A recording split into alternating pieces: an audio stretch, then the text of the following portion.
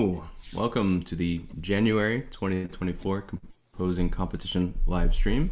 Happy Valentine's Day to everybody, and thanks for joining us.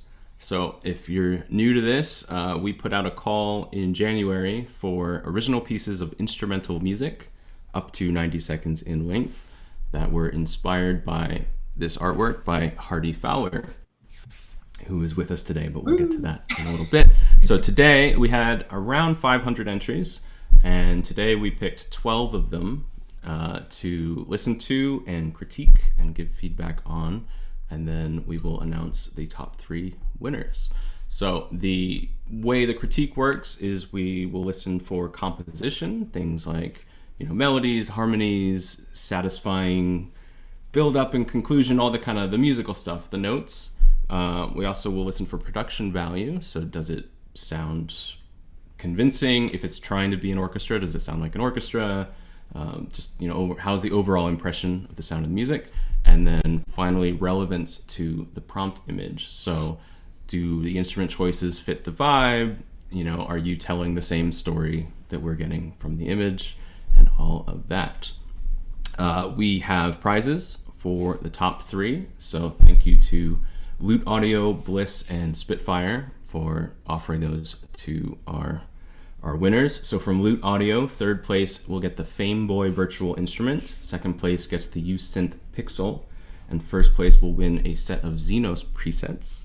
From BLEASS, 3rd place gets the BLEASS Arpeggiator, 2nd gets the BLEASS Arpeggiator and BLEASS Shimmer, and 1st gets the BLEASS Arpeggiator and the BLEASS Alpha and Omega synths. And then finally from Spitfire Audio, 1st place will get their choice of Abbey Road 1 Library. I keep bumping my table, sorry.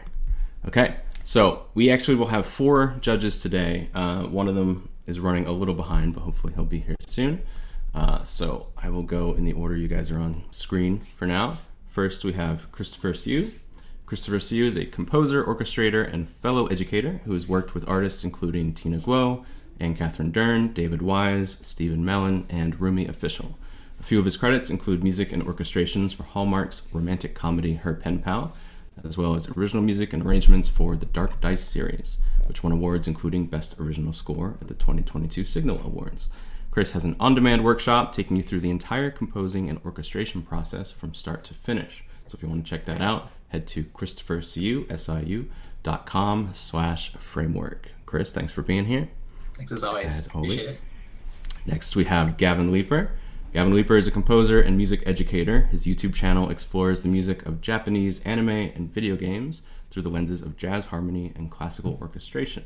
He was previously a band leader for jazz and math rock projects, studied economics at Stanford, and worked as a data scientist at Spotify Japan before taking the plunge on a music career. Today he's composing music for video games like Secret of Moonlight and Roto Magnet, while also teaching students from around the world. So, Gavin-san, hi, karawaze, yoroshiku ne. Yoroshiku ne. Hi.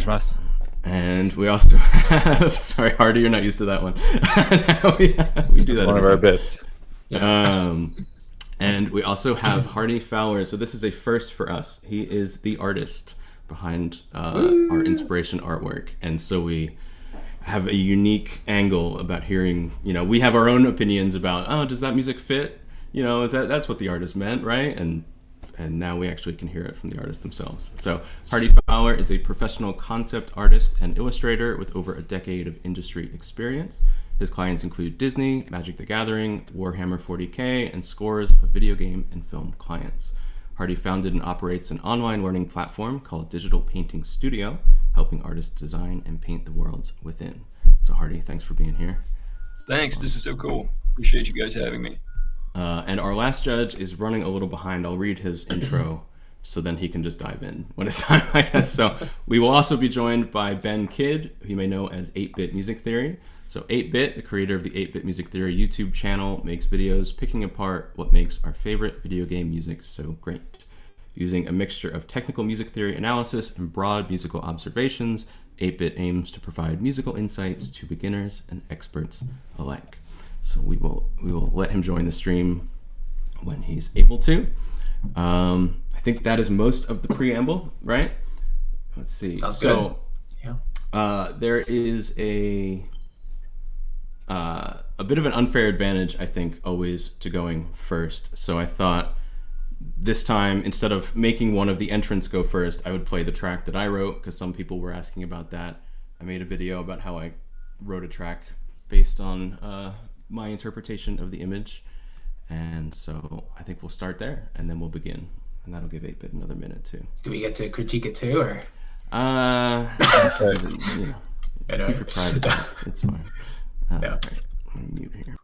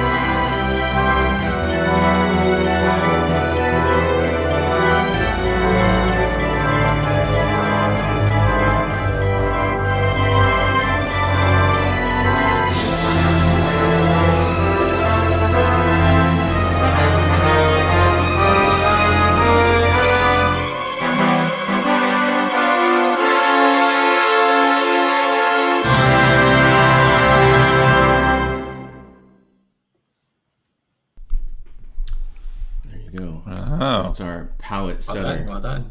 Consider that a 5 across the board. And now, as you give scores, that'll be your benchmark. Beautiful. So, all right, are we ready Let's to do it. actually begin? Yes. Let's do it. Our first track is Cosmic Equilibrium from Raphael Bossard. And I'm gonna mute every time I hit a track.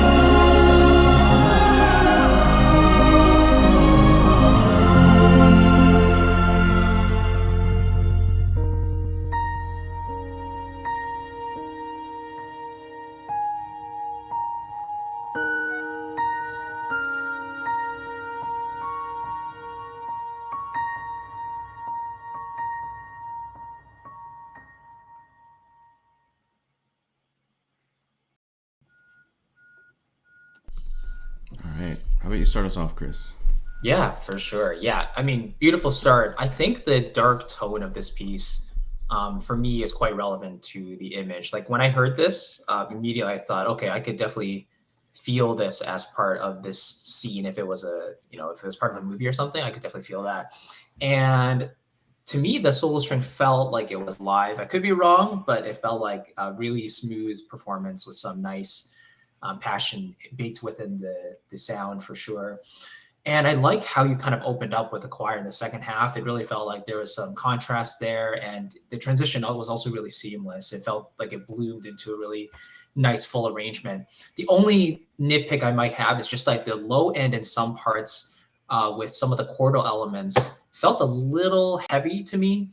I think it's just because you were playing triads in sort of the lower octaves of the keyboard. So especially when they're like electric sounds, with a lot of body in the sound, those can build up really, really quickly. So just be careful with the frequency distribution, I would say. I think you had enough high elements. I just think the electric keys or whatever that sound was in the bottom was a tad heavy for my taste. But overall, I think it was really full, really lush, and I think it suited the theme really well. Me next or no? Okay, sounds good. Yeah, I think the thing that helped, it was interesting. There was a way in which the parts of the production helped with the relevance to the image. Like, since we have a sci-fi image, having like convincing synth sounds really helps me to recall Blade Runner, Tron, any of the references that the reference IPs that this might be referencing. So I think that really helped for, that was kind of a positive feedback loop, if you will, that it was scoring points on its own, but also some of the production decisions, because there was some good synth work on there. I was more convinced. It felt diegetic, right? Like, oh, that's what music sounds like when this guy gets on his cyber cycle or whatever I want to call it, right? So that was really fitting, I thought. You want to go ahead, Hardy? Yeah, really cool. So with all of these, it's interesting the parallels between visual art and music, kind of the storytelling and just that sort of 2-second gut reaction that I think we all get from both. Those are both priorities with the image, and I'm sure with music too. This hit on both of those, I thought, really well. It kind of felt like the world I envisioned, and it kind of hooked you in immediately. Yeah, all the instrument choices felt genre appropriate, and it just created that atmosphere. So I enjoyed it a lot, and it felt very on target. Nice. Well done, Raphael. We'll go to the next one. Let's do it. All right. So next up, we have What a Bot Love from Jay Connor.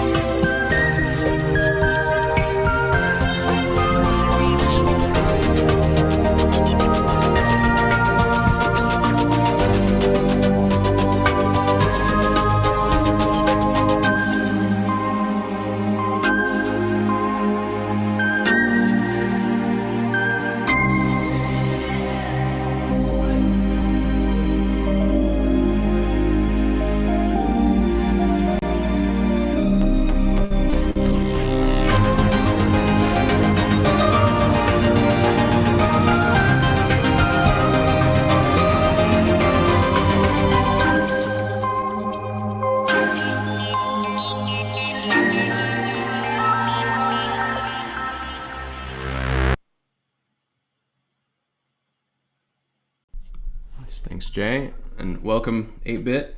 What's up, Ben? Hey, welcome. Glad you made it. We'll have you. We introduced you already, so glad you could join us. I think we'll just dive into Gavin's feedback, and then. Is your mic on, 8-Bit? I can't hear that. Yeah, we can't hear you yet. All right.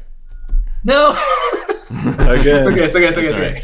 All right, Gavin, how about we talk about Jay's track? Yeah, strong track. I liked quite a few things, but since we'll have multiple people saying lots of different stuff. I'll go right into something I noticed that I kind of docked composition points for me.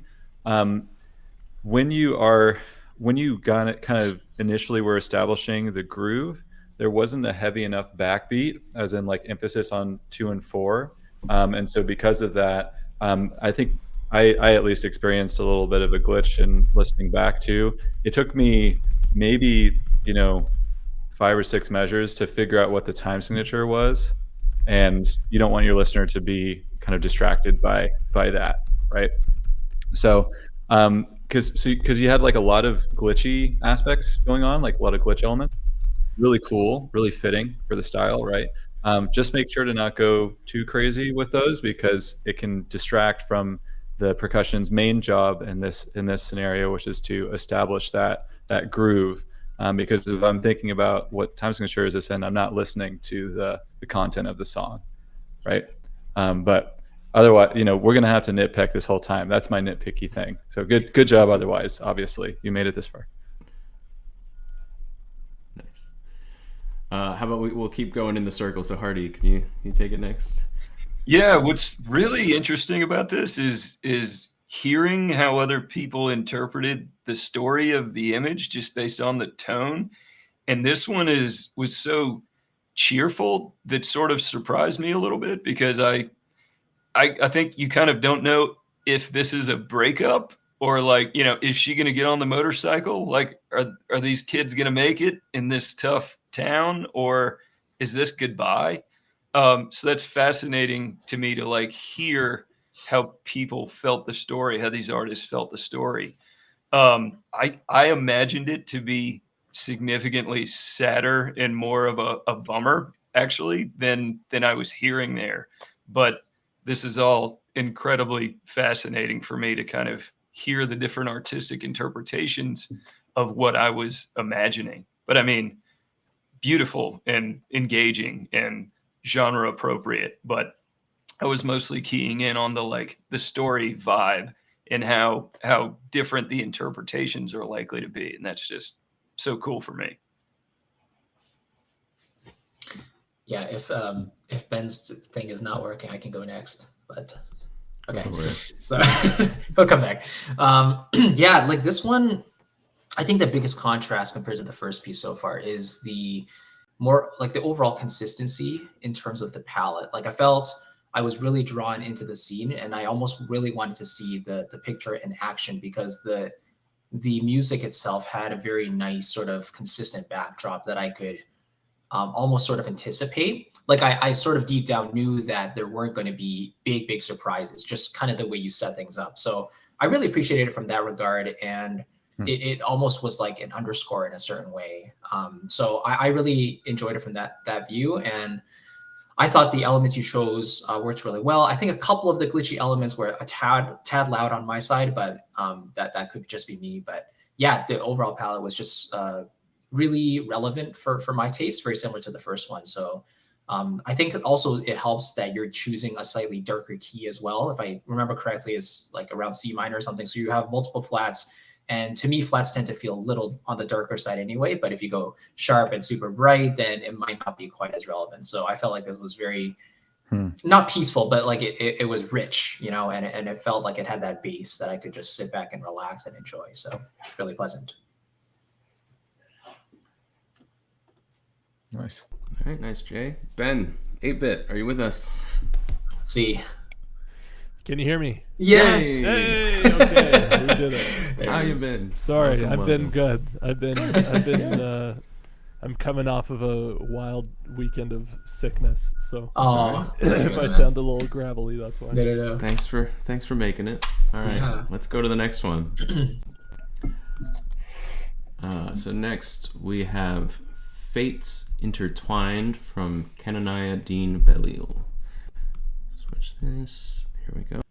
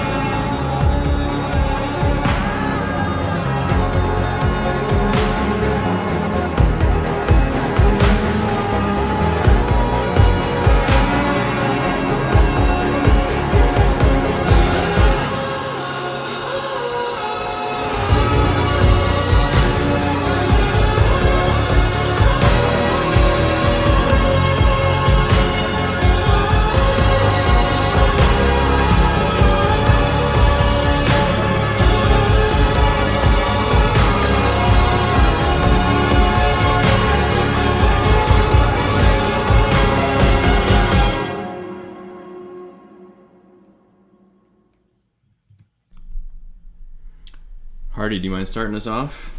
Yeah, loved that. And that kind of what I was talking about with the last track, that this one like really hit the tone exactly for me. It's also really interesting how the different phases, movements, I'm not musically educated, different parts of the song kind of make me think of different shots. And that one actually made me, I want to see like the next scene. I want some other like establishing shots of this cityscape. Really cool. But that felt very much on target with the whole vibe check, just the story being told there. This was the tone I imagined for sure. Really nice. Thanks. 8-Bit, can you join the chat here? I guess. No, yeah, that was really cool. That gave me Nier vibes. Nier, Nice. the game. The kind of playing with orchestral sounds mixed in with synth, like obviously synthesized sounds, is like a cool texture. And also that like having the kind of floating vocal melody over top of the super busy synth stuff. There's a lot of really cool textural choices, and I think fitting to the picture just with the sci-fi theme and the obvious synth stuff, and felt very like film score-y to me, kind of like a near the movie. Nice. Yeah. Cool. Yeah. Yeah. Another beautiful track. I think the first thing that stands out for me is that to me, it feels very well mixed and produced. Like, I really like the production quality, and it feels very polished. And with what Ben was saying regarding the elements working together, all the sort of instrumental choices, they all seem to really fit the image, and Hardy confirming that. It was just really, really pleasant experience. And I think the only thing for me was that because the synth stuff was quite busy at the beginning and then kind of carrying on to the piece, you had more stuff developing, but my ear was also kind of wanting more of a theme from the start. So I sensed like you were building up, you had things coming, and I just kind of wanted to hear a theme come in a little earlier. And then when you had that vocal melody coming, it sounded really beautiful. I just wished it was turned up just a tad more so I could hear it a bit more clearly. But overall, it again gave me that sort of film score sort of vibe, almost like underscore sort of thing, where you really have action happening on screen, and it's like matching it really well. So yeah, very, very suitable. This is my favorite one so far. Felt was really resonant for me. So I think I have no notes. Yeah, no, like excellent job. Like Chris was saying, I think everything just worked together super well, and gave me, on the one side there were unique elements of it, and then there were also elements that reminded me of kind of this hybrid orchestral kind of approach that you might have heard in Interstellar or films like that, that also felt just super appropriate for the world that Hardy was building. So excellent job. All right. Well, thanks, Ken and Aya. Enjoy that one. On to the next one. All right. Next, we have A Lover's Gaze from Mitchell Oath.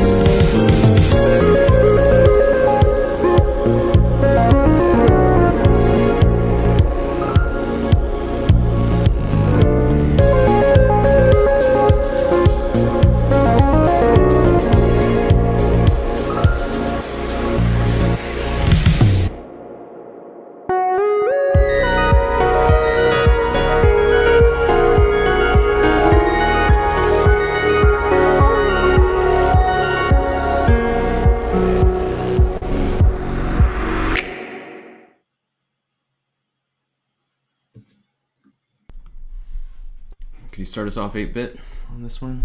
I think you're first this time. Yeah, it was interesting. It was a cool, like, speaking to the relevancy of the image.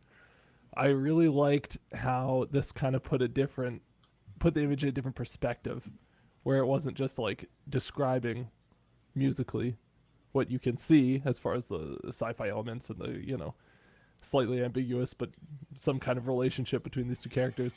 But right from the beginning, it really put it into this perspective of like emphasizing the nightlife of, like, you're looking at a city, you know what I mean, a futuristic city, and so it kind of made me think about it a different way, which I really liked. Like, oh yeah, what would it actually be like to be in a big futuristic city, and like probably there'd be a lot of people going out drinking and stuff, you know what I mean? So that was cool, just that aesthetic approach. The kind of mixture of EDM and city pop elements was interesting. I feel like I wasn't 100% sold on that mixture, though. I don't know. I'm curious what the rest of you think about that specifically. I did really I like the beginning a lot. My big criticism is that I think it was a little bit too wandering, where halfway through I was kind of like, oh, where's it going now? And then by the end I was like, oh, okay, whoa, what? It didn't have that like cohesion beginning to end. Right. But it was very interesting, and I did like the conceptual choice. It did feel like one of the ones that wished it had 30 more seconds. I think a little bit, that maybe could have brought it back together. around or something. Yeah, totally. Yeah. And that, I think that was my main critique, actually, is that I was slightly left hanging with the ending. I wish it wasn't a snap. Like, I wish it was either a kick or some sort of long extended chord that tapered off, that faded out, or something like that. But that being said, this is one of the tracks where I heard it and I was listening and I was like, oh, Ben's going to get a kick out of this harmony, all those descending transition chords and blah, blah, blah. It was so spicy. And I know Gavin probably loved it as well. Yeah. But yeah, no, this is definitely like my vibe of track too. Very different from the ones we've heard so far. But like Ben said, it's an entirely new sort of perspective, very chill, and gives me very lo-fi instrumental sort of vibes. And I really like that a lot.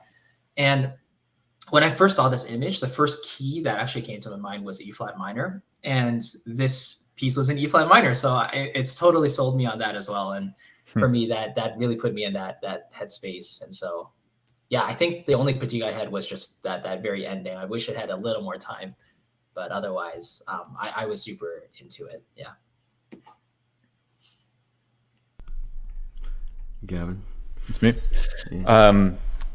Yeah. I quite enjoyed the city pop interpretation, given how, the themes of city pop are about moving to the city from the countryside and what city life is like. And it's a really, we have the two people at the center of the image, but the majority of the image is a cityscape. So I loved that choice thematically as well.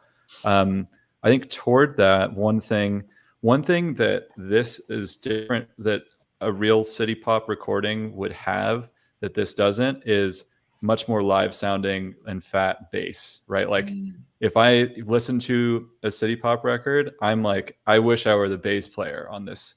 If I could be anybody in the band, so the bass player is doing the coolest stuff, right?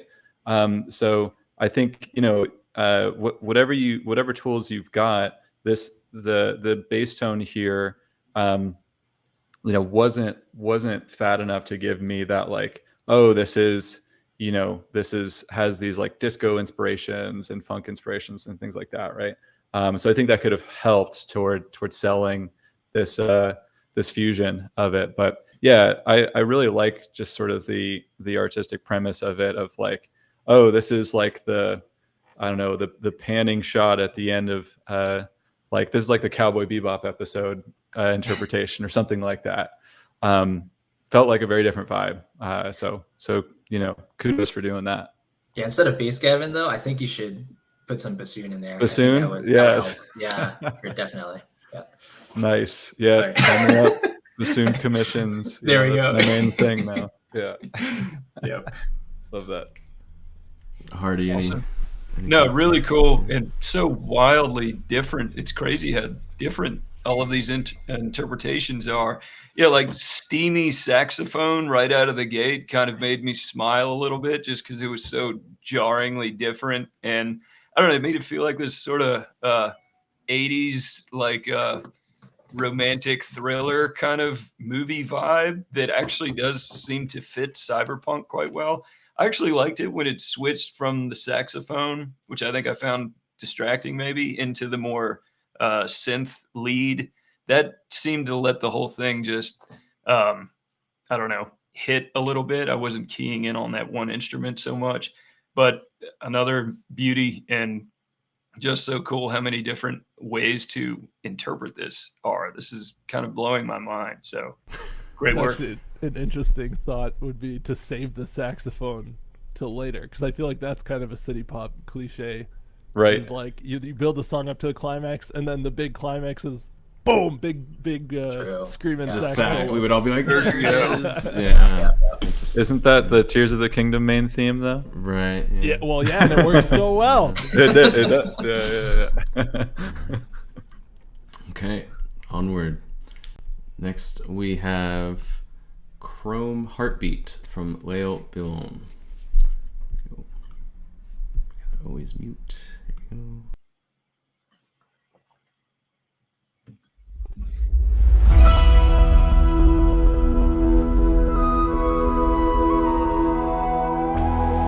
go.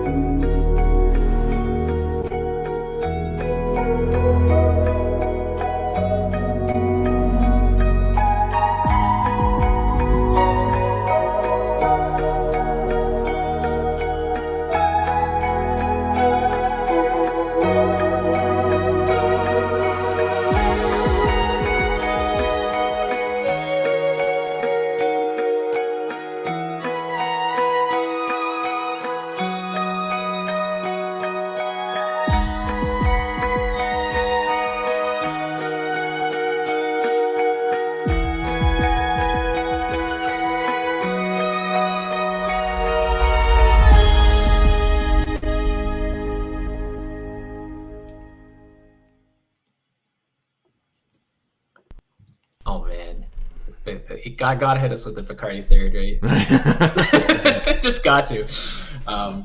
Yeah, very interesting actually. I gave this one like a bonus point because the first half reminded me of Mario Galaxy, but it just kind of bumped it up slightly with the drums, and there was a bit more electronic stuff happening there. And then the second half, the guitar came in and started to make it feel more EDM stuff, or more synthy, and then I started to get more into the picture. But yeah, another one of those pieces that felt kind of like it was developing from start to finish. And then I also wish there was a bit more at the end. Maybe a slightly more satisfying ending. Maybe if you had more time, maybe you expand the major section a little bit.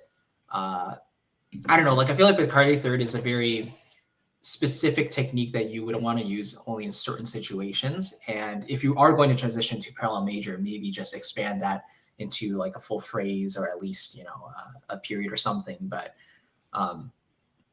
yeah, in terms of the vibes though, the instrumentation, I really enjoyed it. But I did like the Galaxy vibe with that Lydian sort of sound in there. That was kind of pretty. Is it me? Yeah, it is. I Go think for so. it. Yes. Okay, so I'm always after Chris. Okay, Yes. cool. There's a pattern here. Yep. I think what would be really like, I'm just because there's so many interpretations, I think it'd be really interesting to hear, like, have a version of this where it's the submissions and there's a voiceover actor who's like selling the interpretation. Because in this case, like the interpretation I got was like, yeah, kid, the city ain't so bad. Like I'll show you around. Just stick with me. And it's like this magical sort of montage of like, wow, there's all this, like, what an interesting futuristic city. But anyway, it's just like, back on Hardy's point of just there being so many valid interpretations of just an image. Yeah, I wonder. It's fun to it's fun being in this seat and imagining each of the kind of drawn out. But this was really effective in taking it in a very sort of different direction. I'm really enjoying how it's not every one of these is focusing on the darkness. This is more like the Starry Night kind of interpretation of it, which I quite enjoyed.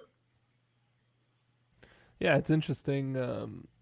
The sense I got was this was trying to capture some sort of like the romance between the characters in the picture, from the kind of like heartbeat-y kick drum, echoey kick drum thing. I'm not very good at production, so I'm impressed by the production on all of these tracks. I'm like, whoa, that Right. sounds great.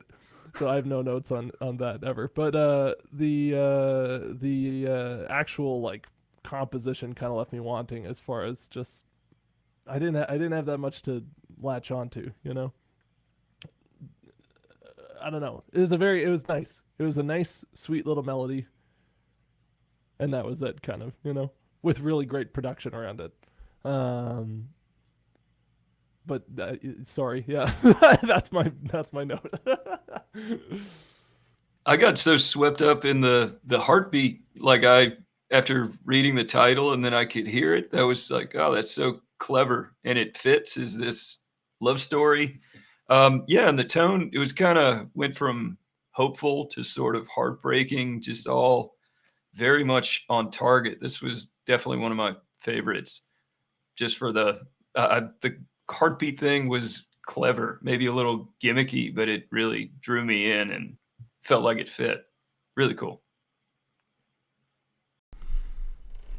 Well, nice. Thank you, Leo. We're ready for the next one. All right, next we have Neon Crush from Victor Shu. Hope you say that way. Here we go.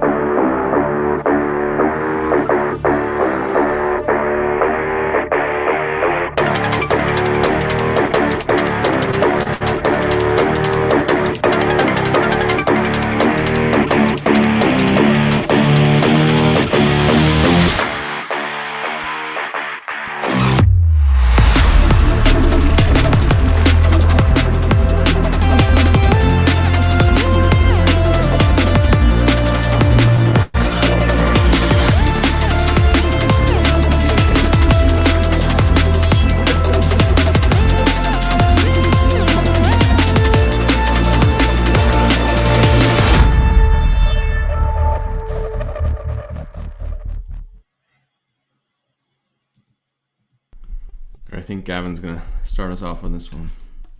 Thanks. I always manage to forget that somehow. Very cool. Very cool. Loved a big drum and bass guy. Like literally have there's like a React on my Discord server that's like a grandpa listening to drum and bass. That's about how everyone who shares a draft, I'm like, you should add breaks to that. So really love that interpretation. Yeah. Again, like Ben was saying, the production on these is awesome. I kind of want synth tutorials from any of the finalists. It'd be interesting also, usually with the more orchestral ones, we're tending to guess, like, is it a live musician or is it VSTs? It'd be interesting to know on this one if anyone is using hardware for their synths versus software ones, or like emulation or whatever. And because there's a range of really successful results on here. So I'd be interested in that. Yeah, I would say there's, I think especially toward the end, there's definitely a memorable motive. I could have gotten more of that. That's kind of the crowd here. We're a melodic bunch. So I could have gotten a little bit more of that toward the beginning. That's the main sort of direction of improvement I'd give for this. But really cool, really creative take. You obviously know your production super well. Yeah, and I was kind of surprised at how much I liked this one because it is so not city pop, but I still really liked it. And I think it's like, even though you have such a short amount of time to do this one really managed to take you on a little journey in a satisfying way, and in a way where, like, there's very clear kind of scene setting and then building up into that when the guitars come in with the I can't tell you what mode it is off the top of my head, but I think it was like a flat 2 in there, the more dissonant dark thing, building up to that moment and then riding that out. It was structurally fantastic. So I really enjoyed it. And it did develop, even though there wasn't like a melody up until the very end, still like taking the opening chord progression and then leaving it to go to the guitar thing and then bringing it back at the end in a way more hype, upbeat section. There's great musical development. Yeah, my one note for the composition would be that the melody at the end that comes in, it's really hard to write a melody. Like, it's really hard to write a good melody. So that was like, up until the very end, I was like, wow, even though there's no melody, I'm really, really enjoying this. And then the melody came in and I was kind of like, okay, that's a fine melody. But I wasn't like, whoa, I love this. But yeah, production was great. Cool. A lot more of a darker edge as far as like interpreting the picture from the ones, the ones that I was here for, which I liked. It was cool. Yeah, great work. I'll let Hardy go next. Cool. Yeah, this was definitely the most like the input music when I was painting this. So that's something else I was curious about today, is sort of music is the input for the visual art and kind of seeing that happen in reverse. And this was definitely the most similar to the inspiration I got for this. Just the whole, I think, EDM, like this one had my foot tapping. I hope you guys couldn't hear it too loudly. And I just enjoyed it. It felt very genre specific. I could see the cyber cycle flying through the streets on this one. So it was very evocative and really drew me in. I love this one. Yeah, like to piggyback off of that, I got very Spider-Verse sort of vibes from it, and I haven't really heard the score in a while, but I just got those flashes of action and cartoon stuff happening, and it was really cool. And I didn't mind at all that there was really no theme. In fact, I was admiring the production all the way through. I think that's one thing we all agree on, is that production was really good for this one. It's just it's so interesting, and the flow is there throughout that you feel like there's always something to listen to and pay attention to. And that transition before that, like into the drop, was so cool. So I really, really like that. And yeah, I found myself not listening to the harmony, the melodic choices or anything. I was just listening to the production entirely, the drums and all of that. So yeah, really, really great work. It definitely sounds like you know a lot of what you're doing for this style. So great stuff, Victor. All right, thanks, Victor. Ready for the next one? Okay. Next up is Across the Lights from Jake and Ivy.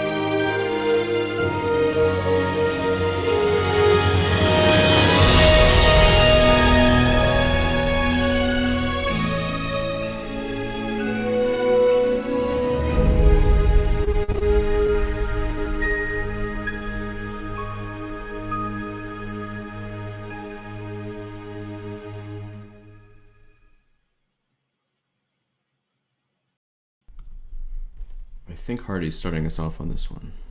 Cool. So different from the last one. So I keep saying that, but it's astonishing how different the interpretations of this are. Yeah, super orchestral and moody, playing up the human connection vibe. I was getting that really well.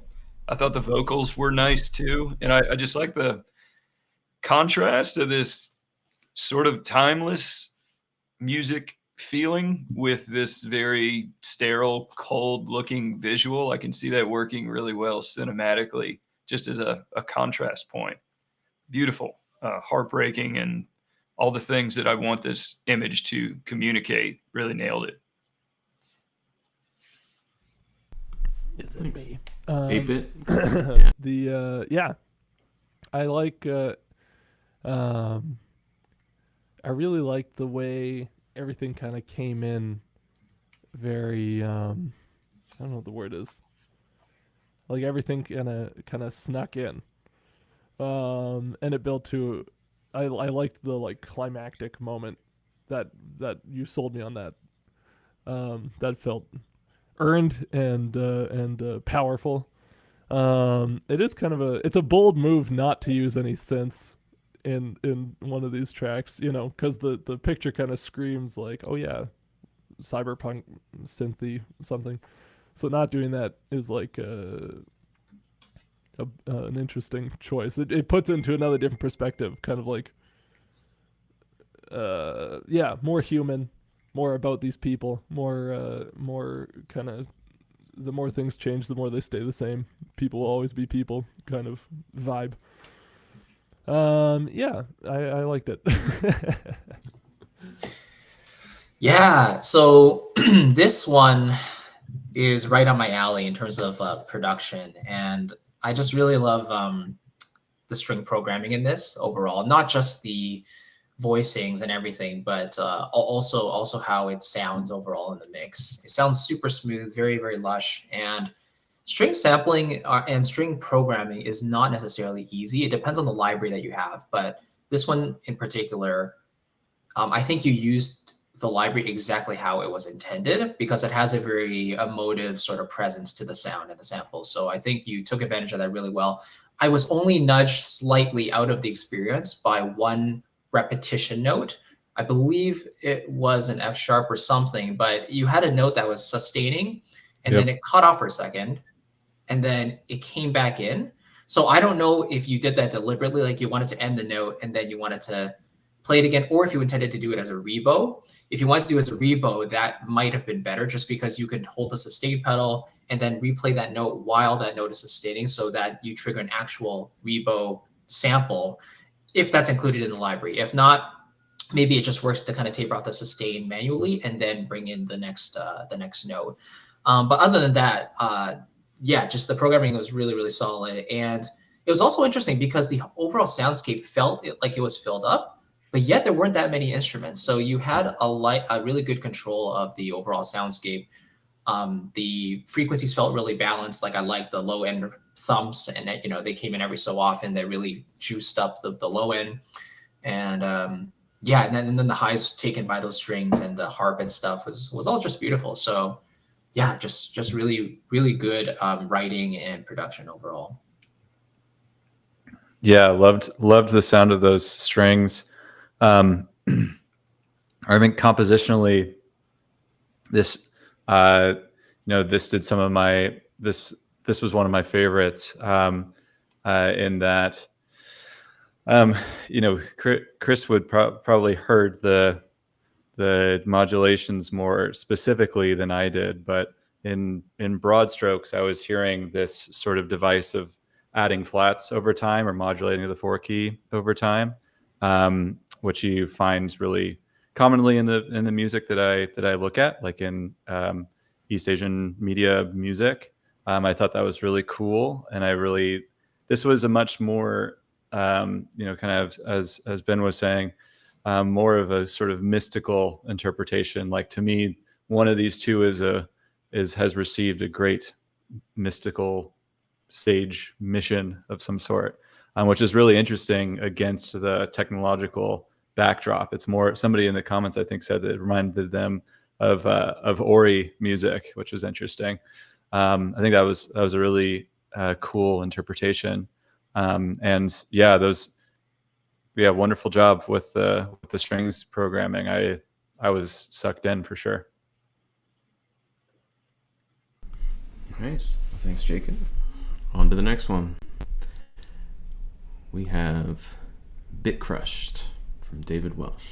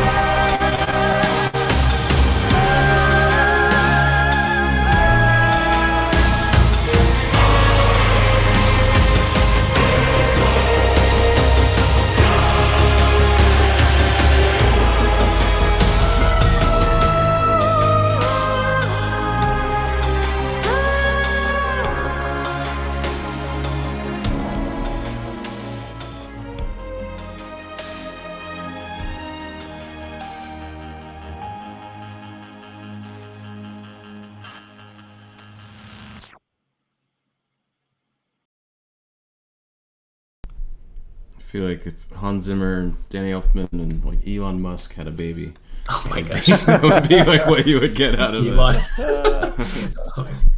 Nice. But anyway, I think 8-Bit, you want to start us on Oh, sure. this one? Yeah, I was thinking at the very beginning, I was thinking, oh, this is such an interesting contrast to the last piece, because it did start off with that same kind of, romantic string orchestra thing, but even just having like the synth bass underneath that sold it a lot more as being a relevant interpretation of the picture. Like, oh yeah, there's something tying it together, and then obviously went all in on the synthesized thing when the groove came in and everything, which was cool. I kind of almost wish it was I mean, this is a dumb comment maybe, because I kind of almost wish it was more, it held back on the synth thing more and was more subtle in that way, because I liked the opening so much. But it was great. Also, what the choice he made was also great. And having the groove come in, having the there's a lot of sung vocal melodies in these examples, which is kind of interesting. I guess there's something about the art that evokes that. It's very ethereal, right? Like Yeah. it's a big space, sort of. Yeah, true. I don't know. Yeah. But having that over top of the groove, going into the triplet groove was a nice surprise. I didn't expect that, and it felt good and everything. And this I think is super strong compositionally, as far as like the melody felt what's the word I'm looking for? Like I was sold by it. I wasn't thinking about what the melody was doing. I was just enjoying it. You know what I mean? And probably one of the more complicated harmonic arrangements that we've seen so far too, but in a way that was totally like felt totally natural too. Like stellar job. Super enjoyed this one. Yeah. The opening was my favorite part by far.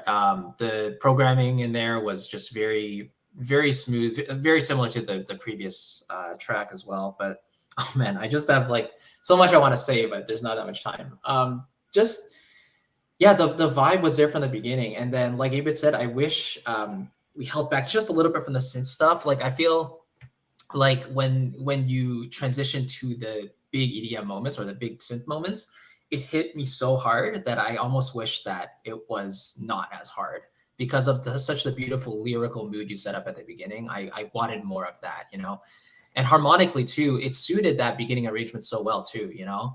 But I kind of understand like you wanted to build up the arrangement and the feel of it before breaking out into more of that electronic element, so that makes sense.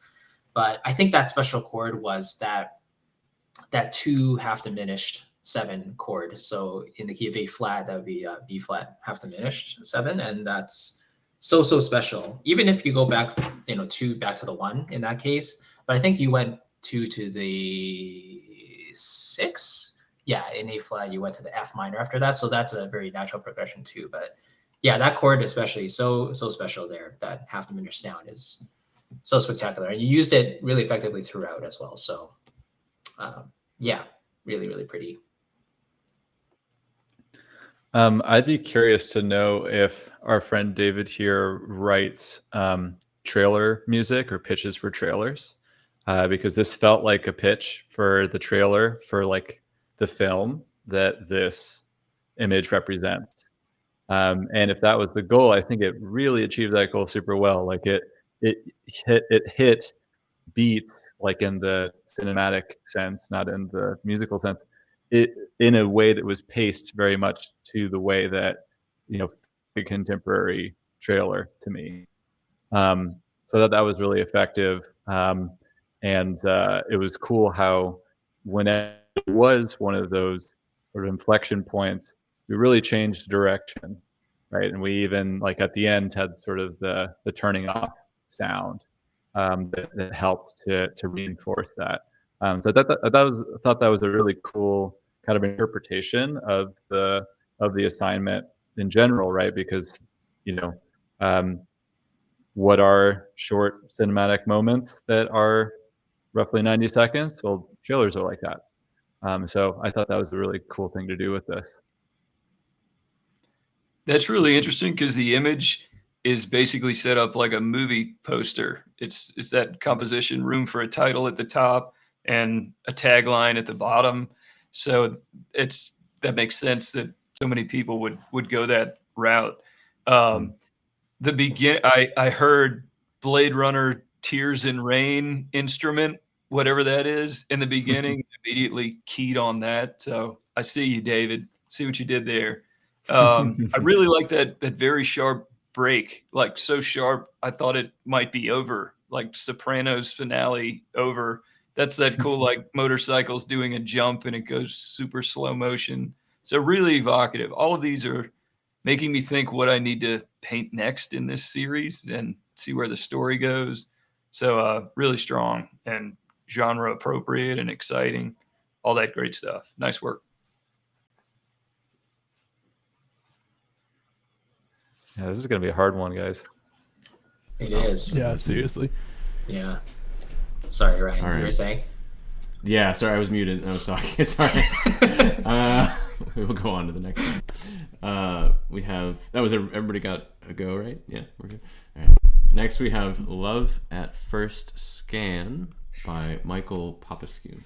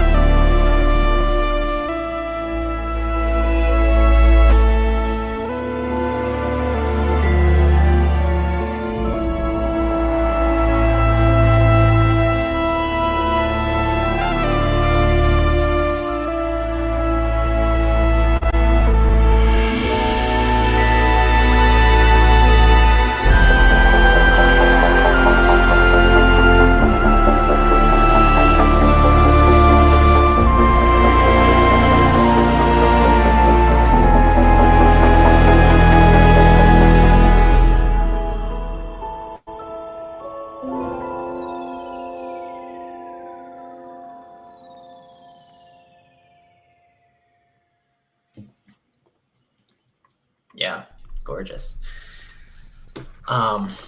Yeah, this one is so harmonically fluid. Like you couldn't. I mean, you start off in such a nice, open, innocent key of like A minor, so you establish that sad sort of feeling, but then you very easily go to A major. Like you throw in the parallel major, you transition to I don't even remember because there's so many different places this goes harmonically, but I feel like the instrumentation is sort of enhancing what you're choosing musically to do in terms of the harmony and the melody. Yeah, and then you have the hybrid elements, right? You have the synths and the electronic stuff in there, but my attention was mainly focused on the harmony. And I think you evoked a very sort of ambiguous sound, but it was also consistent in terms of the feeling. Like it felt rooted in a very specific feel to it as well. So yeah, I'd have to listen to it again to find more things to say, but I really enjoyed listening to it throughout because it had a very sweet sound to it. Yeah, to piggyback off of that, I would say, I think the part of what made some of the melodic choices strong is that they were very aware of the journey that the harmony was on, and they were emphasizing. It was very emphatic and they were emphasizing the degrees that were changing, right? Like, oh, we added a black note. That black note is taken right there. Oh, we added a white note. Yeah, it's really obvious by what the main melody is doing. So I think that's a really great thing to do in a piece like this where we're switching modes like that. So that part was super well done. Cohesive sound environment too. Again, I think it's challenging stuff to mix these electronic elements and more organic elements. So yeah, nice job. I was convinced by that. Yeah, it reminded me of the Rimsky-Korsakov's Song of the Indian Guest, like very not on the nose, but very blatant shifting between major and minor. But not in a way that sounded forced or gimmicky. Like you really rode that line perfectly and managed to get the same romantic attitude out of that kind of shift that Rimsky-Korsakov piece gets. So I was super impressed with the composition. And then the hybrid orchestra synth thing, very cool. That kind of synth melody over the string part towards the end. It was like the very first note of the synth melody. I thought it was going to be an oboe, and then by the second note, I was like, "Oh, it's a synth. Oh, cool." So Lots Same. of fun little moments like that of go, oh, what's next? Oh, what's happening now? Oh, cool. Yeah, so I liked it a lot. Love this one. Super evocative visual story. Like the beginning it was a movie trailer. It's like their eyes meet in the crowd, walking on the rainy street kind of vibe, which looked like the perfect kind of thing that happened before our image here. I love it. Just the visual storytelling, sound environment. I love that term. That felt really well established and consistent, and really put me in there with this one. So one of my favorites so far. I keep saying that, but really excellent. It gets harder and harder as it goes on. I know. It's tough, but we have 3 more. So next up, we have Cyber Romance from Frank Battery.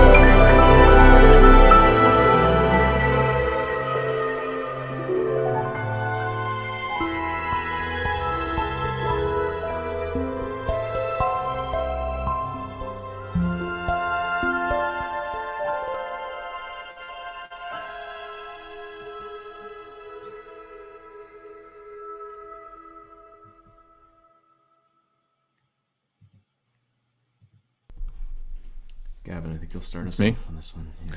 Okay. Yeah, liked the approach here. I thought it was really interesting how Franck took. It seems like the choice that was made is, because I'm mixing. One of the ways in which I'm going to mix electronic instruments and orchestral instruments is I'm going to have the orchestral parts take the mid range and the high range, and then the low range is mostly going to be occupied by these synthetic swells, which I thought that was super cool. I think that one thing texturally that could have been even more creative would be maybe they swap places at one point, right? So the melody gets handed over to synths, and the swells are now bass trombones or something organically driven. But wouldn't have had that idea without you doing this first. So I think that's a really cool way to to mix these instruments, try to assign them to certain frequency ranges for parts of your songs. So yeah, super cool idea. Yeah. It's interesting. For the first half of this, it was interesting how many different interpretations there were, and then the last few all seemed to be very similar aesthetically. But that makes it hard to judge, kind of. But also, it's interesting to see all these different versions of a similar concept of the hybrid synth orchestra thing. Which I think makes a lot of sense given the art, the people in the center of this world. Kind of, I get the trying to put something organic and human sounding in a more synthesized, colder environment. So, yeah, it was cool. It was interesting. I think that Gavin's right. Like, it'd be cool to play around with the concept even more and stretch it out even more. But what you had was very, very interesting. Hardy.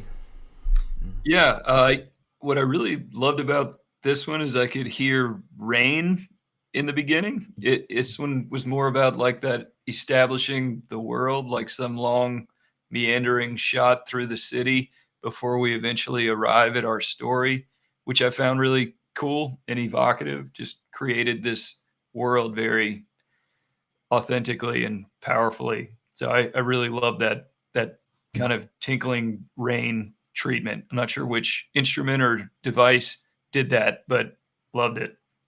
Really strong. This is getting harder as we go somehow. Yeah, unfortunately, Hardy, I don't Welcome to quite remember. Sorry, go ahead. Said, welcome to the club. Yeah. All right.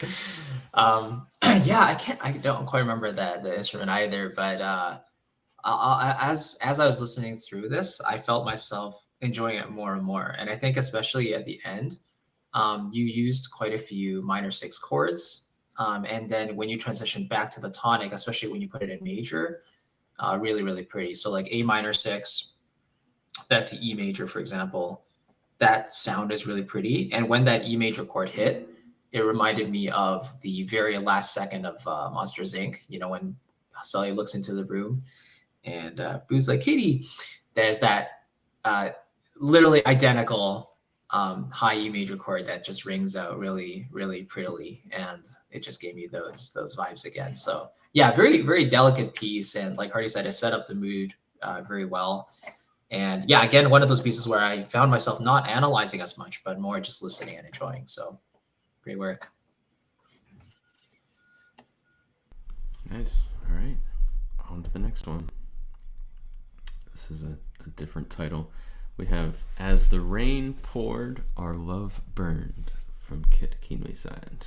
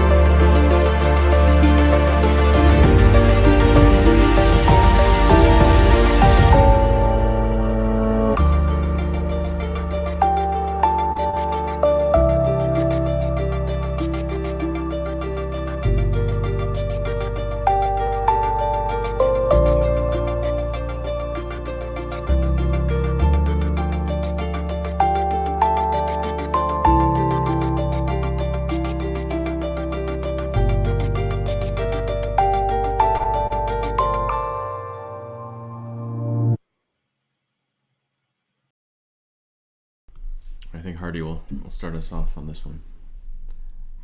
Yeah. Everything I was thinking, you know what this song should do next, it like delivered on that weirdly. So this one was just right on track for me. Nice. No, really great, especially when it went from being very sweet and instrumental into just the right little hint of synthiness that I think grounds it in the genre.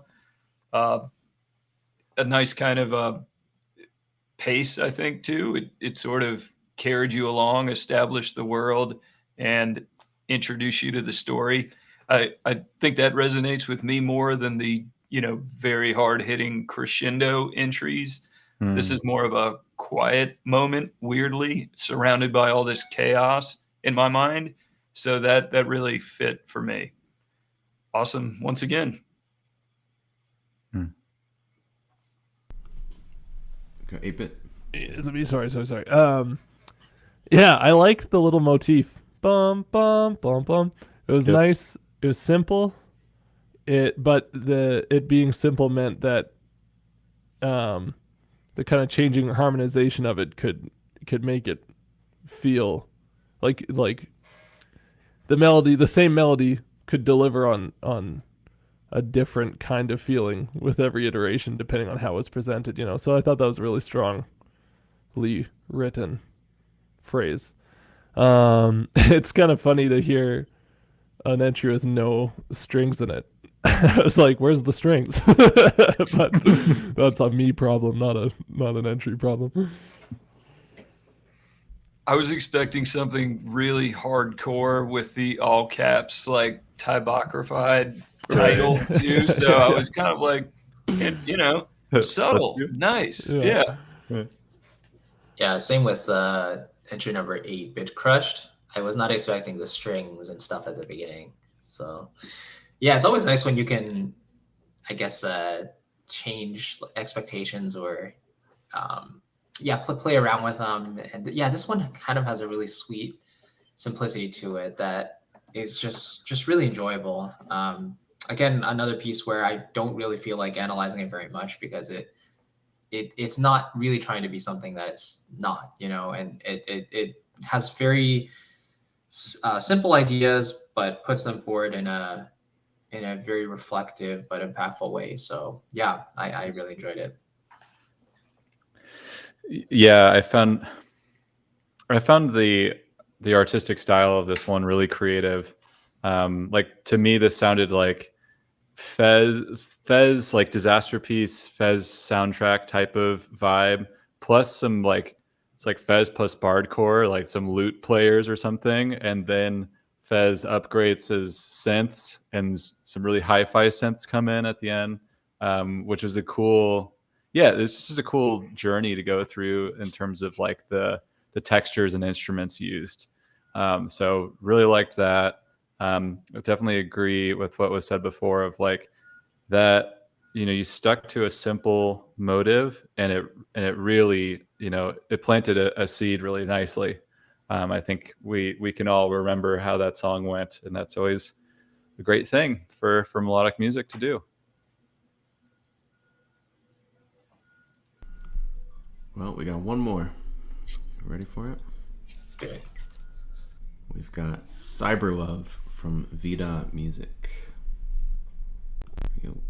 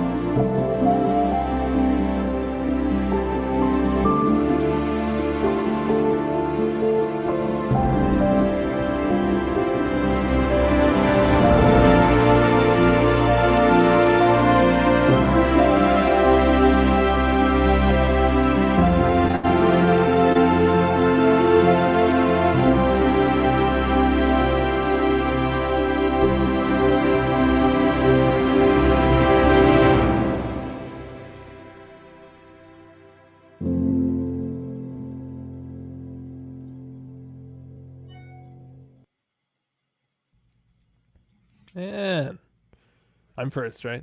I should just Do start it. talking. I shouldn't ask. Go for it. The it was cool. I feel like a lot of these earlier entries started off with like orchestral, organic music, and then surprise, here's some synth stuff, and this one went the other way around. And it was cool. It was really effective. I liked starting off. I liked like sorry, I need to collect myself here. The kind of pulsing I don't know if it's sidechained or what, the pulsing synth kind of giving a beat to the music, giving a pulse to the music without any drums or anything very obviously kind of panning it out for you, was a really interesting way to give the music motion and this kind of like feeling of breathing, while still keeping it very soft in a way and tender. I was impressed by that a lot, and I like the way it ended on just that piano chord. Very nice. I will say that writing melodies is so hard. It's tough to have a melody that's it's like the hardest thing in the world to write a melody. But I would say my advice would be to work on trying to craft a melody that feels like every note should be there, Like, don't just play something for the sake of playing it. Like, really, you want it to feel like nothing could change about this melody. If anything changed, it would be worse. And I didn't get that sense, but that's like, the hardest thing in the world to accomplish. So that's maybe not a super fair complaint, but anyway, that's that's my complaint. No, melodies are hard, man. Like it's always one of those things where people ask, how do I write a melody? It's like, how do I answer that? There's so many different ways you could do it. And Oh, totally. it's just like, you just write melodies until it becomes more natural, I guess. But this piece to me really felt appropriate as sort of a closer to me. Like, it didn't feel overly bombastic, but it wasn't overly intimate either. It felt very comforting, actually. And it almost like tied a sweet bow around a special present or something to me. So it was really pretty. In terms of the chord progression, very simple and diatonic again. The only thing I would have wanted to hear is maybe the use of the minor 5 chord. So in the key of D minor, you're kind of going B flat, C, D, and then you went back to C. But that 4th chord, I would love to hear just A minor or A minor 7. Do, do, do, do, do, do, do, do. Do you have that 7 in there that kind of fills up that spectrum, and then you can go back to the 6 again, and then you have that really smooth sort of stepwise motion. For me, that would have sold it even more. I think aside from that, though, I actually didn't need that final chord myself. If you built it up, you had that nice big crescendo, and then let it, I don't know, the sweep kind of fade away on its own, and just leave it as it is. For me, that would have been fine. For me, the F major chord almost felt like it was just there to be there as an ending, but I personally didn't need it. I really enjoyed everything up until that point, and I thought it ended very nicely without it. So that's just me. Good stuff. No, that's exactly the comment I was going to make. Is it was one of those where I was like, is it over? Oh, wait, Right. It's not. And then did we really need that? Yeah. Yeah. With the caveat that I don't know what I'm talking about at all. That was just my impression. But it was really nice. It put you into a space once again. And actually, it's one of those, as you also said, Chris, I forgot to be thinking about clever things to remark about it because I was just enjoying listening to it. So I think that is a virtue for sure. Really nice work. This has been incredibly hard to put any above any other. So congrats to everybody. I think I've enjoyed about, I've never sat down and listened to several hybrid orchestral songs in a row like this before. And I already have opinions about how to do it because I have to. That's where we are. So here's a really specific opinion I just started having 5 seconds ago. That is that. So one interesting thing that you were doing is that toward the end there, we are introducing the orchestra. The intensity is going up because some of the synth elements are like the saw synths and have more of this like sort of high mid and kind of brassy tone. If you had brass in that, I couldn't tell because that space was being eaten up by those kind of those buzzy synths that you had. So just sort of like a mixing, like a textural note that it seems like to my ear at least, saw waves are similar to kind of the bitiness of brass. So if you want room for brass, you might have to get them down in the mix a little bit. All right. Well, that was it. That was the last one. So give us a second to review the score sheet. Hardy, I think you need to hit enter to let your last score go in, and we can. It's going to upset everything here. So dramatic. Oh, look at that. Last button. Yeah. It did change. Okay, I think I'm good. All right. Let's see. Yeah. All right. We're going to take a second to Cool. reorder these. I will mention, since it's a unique aspect to this, I will mention Hardy's favorites, which are the ones the artist felt hit on the relevance. There were 4 tracks that all hit the same way for the relevance. Those were Fates Intertwined from Kananaya Dean Belial, Neon Crush from Victor Hsu, Love at First Scan, Michael Popescu, and As the Rain Poured, Our Love Burned, Keep Kindly Side. They had the highest according to the artist, so that says something. All right. And then some honorable mentions. These are not the top 3, but just honorable mentions. The highest score for relevance went to Kananaya Dean Belial with Fates Intertwined. The highest overall score for production went to Victor Hsu, Neon Crush. And the highest on composition was Michael Popescu, Love at First Scan. I also want to mention that the top 8 tracks, there are 7 points gap between them. Like this, it's incredibly close. Like the top track is 1 point away from number 2, which is 1 point away from number 3. Like it's intense. So everybody did awesome. These were all great. It's just the minor whims kind of pushing it one way or the other. But third place goes to, I'm going to take off the text here, so I'm not putting everybody's in there. Third place goes to Cyber Love from Vida Music. Bravo. Congratulations. Second place, Love at First Scan, Michael Popescu. And the first place winner, the January 2024 composing competition, is Neon Crush from Victor Hsu. Oh, yeah. Victor. Nice job. Oh, yeah, where's the... Next time. I missed it. 3 months, Well, baby. Thanks, everybody who watched. Thank you, everyone who submitted your music. This was a fun one. Very different. And thank you always to all of you guys for judging. Thanks for having Chris, us, Ryan. Gavin, Hardy, 8-Bit. Appreciate it.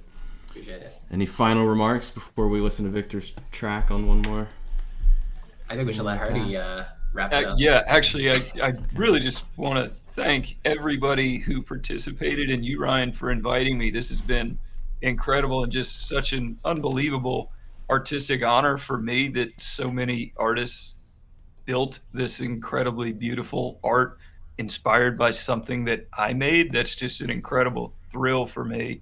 And I was so profoundly impressed by the craftsmanship and knowledge of on display here. Just really amazing. So thank you to Ryan for having me and for everyone who participated. This is a tremendous thrill for me. So great work and thank you. I'm glad this worked out. It's unique. We'll have to go the other direction. We'll give you a piece of music and you can have your audience draw to it. Oh, Love nice. to do that. Someday. That's good, yeah. Do it. All right. So let's send us off with Victor's track one more time. Thank you, everybody. And if you don't know, we do these every 3 months. So we'll see you in April for the next one. All right. See you guys. Here we go. Congratulations, Victor. Yep.